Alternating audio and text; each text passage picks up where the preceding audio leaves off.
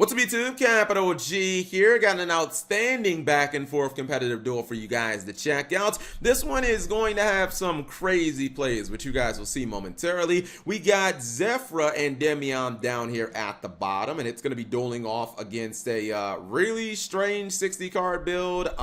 If you look at this opening hand, you can see that there doesn't really seem to be any theme between these cards other than, I guess, a lot of dark attribute cards. And to make it better, he's running some Thunder Dragons in here as well. Thunder Dragon Roar on the top of his deck. There are also Burning Abyss monsters in this build, so it's all over the place. Anyways, the Endymion Zefra deck is up first, and he is going to go for a couple of the Zefra and Endymion cards in his first couple of plays. This interesting enough, he does Pendulum Summon, pre-making Electromite. Now, generally speaking, that is not what you want to do, but it's not actually going to be all that detrimental because he's going to search the Zefra Divine Strike. That's a counter trap, and then he's actually going to go into an Orcus combo. He says, Cap, I don't need no stinking Electromite. Don't nobody play that card no more. Actually, I'm sure he does, but he doesn't even need it, I guess. He is going to obviously get Orchestrated Crescendo at some point, I would imagine. Wait a minute, is the card named Crescendo or Climax? It is Crescendo. I get that mixed up. I'm looking at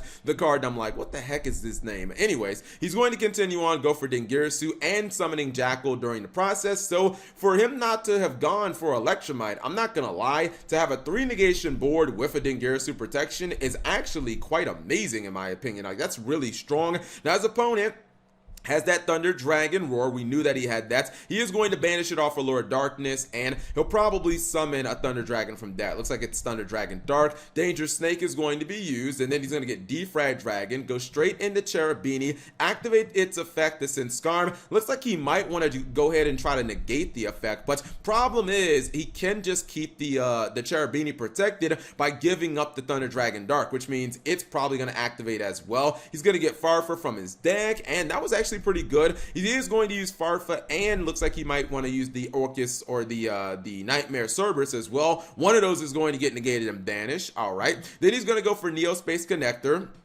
All this, and he had not used his normal summon. Obviously, his opponent ain't letting that go through. And after all those negations, you would think, wow, this guy's out of gas. He got 3 of his cards negated, but he's not even begun to start playing, basically. He's going to use Chaos Betrayer, this really kind of, strange card from Dark Neostorm. Summons itself from the graveyard by banishing a light or dark. And check this out. Because he has that, he can now go for the Thunder Dragon Hawk. He's going to drop Colossus on field. Then he's actually going to summon his copy of Darkest Diablos in the graveyard. That was actually pretty nifty. And now he's going into his Orcus combo. Man, everything is freaking playing Orcus nowadays. He is going to be able to go for his Dingirsu at some point later in this turn. I think he's going to go for Longirsu and get rid of his opponent's Dingirsu. So that was pretty good. He's going to go ahead and get a search for Orchestrated Babel. I thought he might go Climax, but looks like he wanted to go for something different. He is going to get rid of those Pendulum Scales with his own copy of Dingirsu, then get some massive damage in. And honestly, it looked like he had completely mounted his opponent. It's like, man, that was a strong counterplay, right? He played through 3 disruptions, still ends with an a pretty good combo. Topologic Bomber Dragon, Dingirsu to protect this field, but man, the top decks are real, guys. Gets a freaking Pendulum as his top deck.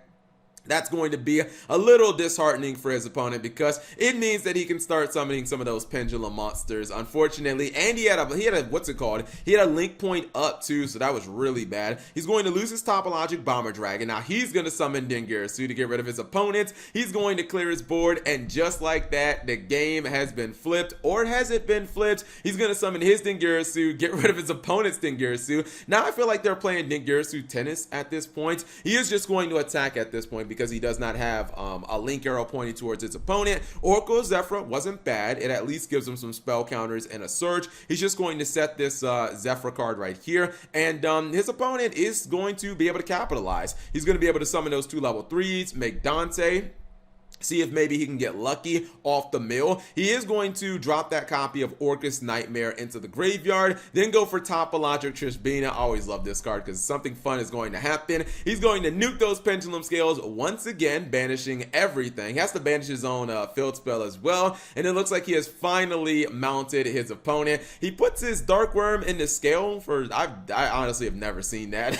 I don't think I've ever seen someone put Dark Worm in the scale. He's actually going to use his copy of Cosmic Cyclone, or excuse me, Galaxy Cyclone. He says, get that scale out of here. And after summoning Dengirsu, he's finally able to win the duel. That was such a crazy and interesting duel because it took so many wild turns with the Orcust combos coming out of nowhere, and then, you know, some of like the random monsters that were being summoned, including Topologic Trishbina. Don't usually see this card all that often, but it can be very useful against pendulum strategies because it does get rid of those freaking pendulum scales. Anyways, hopefully you guys enjoyed the short duel. If you did, give the video a thumbs up. Thank you guys for watching. As always, subscribe if you have not already, and turn on that notification bell for daily videos.